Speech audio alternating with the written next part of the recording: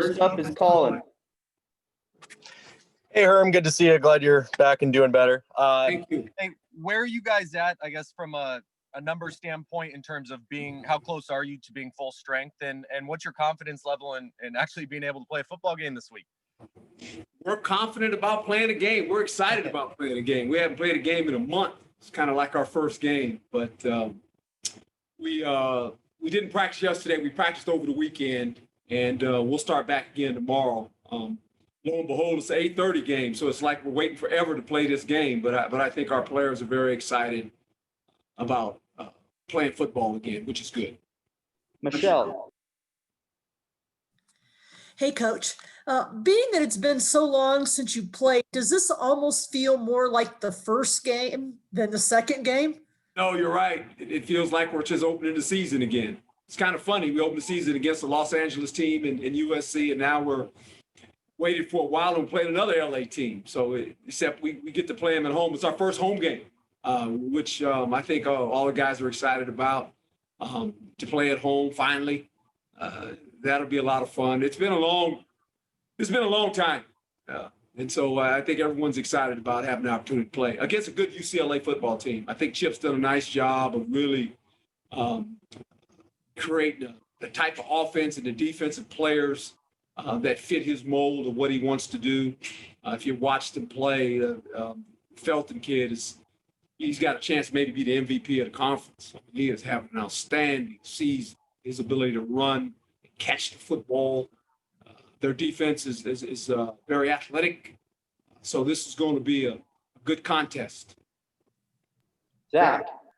Hey, Coach, meant to ask this last week, slipped my mind. Thanksgiving dinner, going around the table, what were you thankful for this year? The opportunity actually to be with my family. And they were all healthy. We were all healthy, actually, for Thanksgiving. So that is a good thing.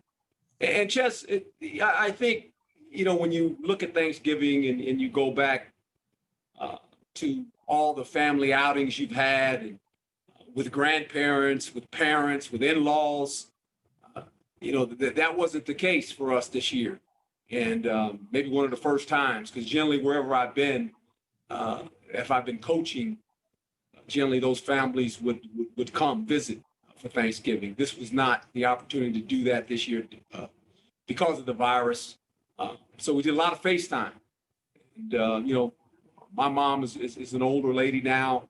She's in her 90s. She's 95, and my wife's parents are getting a little older too. So it was good to see them, to visit with them. And I was thankful that they're still around, that I could visit with all of them, to be quite honest. Jordan. Hey, Coach. So it's obvious you're excited. The team's excited. What's the message to sort of channel that excitement for this game against UCLA now? Well, we actually get to play a game again. We played one game, didn't turn out like we had liked, and now we had to wait all this time to play again. And so I think our players are very excited about playing football. You put so much work into it, and you practice all these hours, and this has been something that I don't think anyone will ever forget in the world. Not only just in Arizona, but I think in the whole world. I think everyone's been affected by this virus one way or another. And it's made us all have to adjust. And life is not normal. Hopefully one day it will become normal again. Trevor. Hi, Herm. You broke down UCLA a little bit. Looking back at last year's game, I know you were disappointed just with the penalties and some of the self-inflicted stuff you guys had. What were your kind of takeaways from that game, and then maybe just some of the challenges about facing UCLA this year? Well, we got off to a bad start. We dug ourselves a really deep hole. We were down early in that game and then kind of fought our way back. But you're right. It was marred with a bunch of fouls. We turned the ball over too many times in that football game. And now going forward, you look at their team now. And as I said, this is Chip's third season we became in together. He's starting to collect the players and trying to fit the system in. They're very dynamic in their running game. They have two wonderful backs, do a nice job with their tight ends. of blocking. They've got a big offensive line. Quarterback missed last week, but he'll be back this week, I would assume. He's very dynamic, can throw from different platforms. He's fast once he gets outside the pocket. And you saw that early in the games. You know, he can make a lot of plays and extend plays with his legs. So that's a concern for any defense. And then defensively, they're big inside. They have some athletic linebackers that run. They play hard. And so this is going to be a test for us.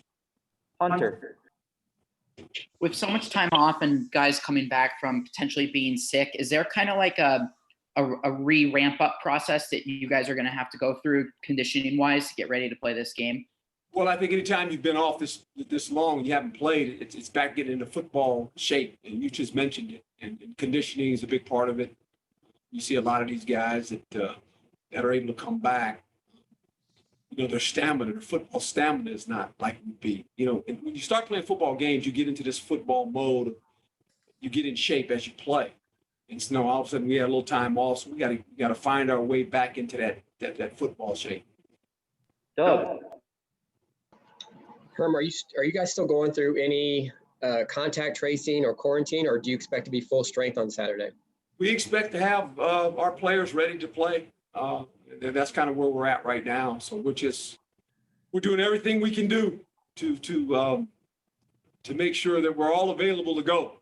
And I think that has been the cry from everyone, from coaches, players, everyone involved in the building. And it's a shame, you know, we went almost 8 months, and we were doing a pretty good job, and then it affected us. And we're glad we're past that. Now we've turned the page, and we'd like to continue to play football games.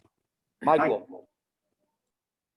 Yeah, Coach, to piggyback off that, you talk about playing the one game, having the time off. Usually after the first game, you always say, okay, here's the film, things to obviously improve on both sides. But when you look at getting into a groove, though, offensively and defensively, usually after the first game, it seems like the offense kind of picks up a groove just in general in football. How do you feel on both sides of the ball, though, that they've responded now that you're back in practice? But what kind of groove do you expect them to be in?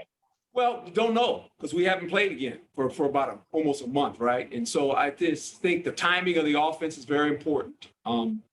We've had some practice time, which has been good. Defensively, did a pretty good job, I thought, the first game of taking the ball away. But here again, this is a team that likes to run the football, so we're gonna have to be very stout in our run defense. And you know, they have some explosive players in the passing game as well. So this is a very balanced offense. Defensively, as I said, they run to the ball. They're one of the better sack teams in the Pac-12. They probably lead the Pac-12 in sacks and pressure.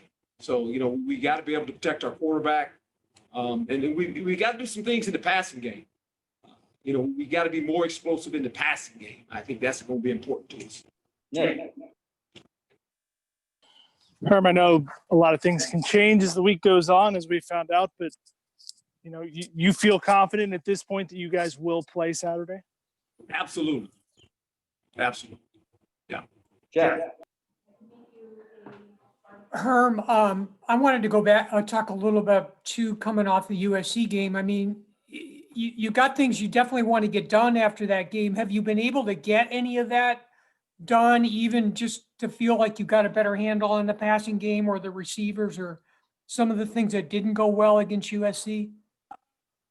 Yeah, I think structure-wise, you know, we didn't have enough plays, for one. When you think about it, we only threw 23 passes. Now, you know, we're not a team that wants to throw it 60 times, but we want some type of balance. But going into that game, the thing we wanted to do was try to control the clock and not allow them possessions. Our run game was very good against USC. We did a lot of good things in the run game. But in the passing game, not enough explosive plays. You know, Jade made some plays with his legs, but not enough big plays in the passing game. You need to do that. You know, you got to move the ball, and you need big chunks every once in a while, and that was not the case. Now you got to give him credit. You know, secondary did a pretty good job of things, but we got to improve on that part of it. A few more questions for Coach. Michelle. Coach, they've played 4 games and you've played 1, and it was a month ago. Obviously, that's got to be an advantage for them. Is there a way to kind of help you overcome that? Because that's a pretty big advantage. No, we just have to go play. we got to go play. We have to prepare, and we've done a nice job. Our coaches have done a pretty nice job so far preparing our players. We have to go play. I mean, there's no doubt about it. That's what we're going to do, and we're excited about the opportunity to play. Zach. Coach, in week one, as you're aware, there was a little bit of a disconnect between Jaden Daniels and some of the rookie wide receivers. Do you think that this pause, they've been able to work through it maybe and work on that chemistry since then? I hope so. There'll probably be a few more that play this week, by the way, and that's okay. That's kind of where we're at. It's not like we have a lot of veteran receivers, right? Frank, that's about it. All the rest of them are pretty young, and so that's okay. They'll get through it. We'll be okay. Doug.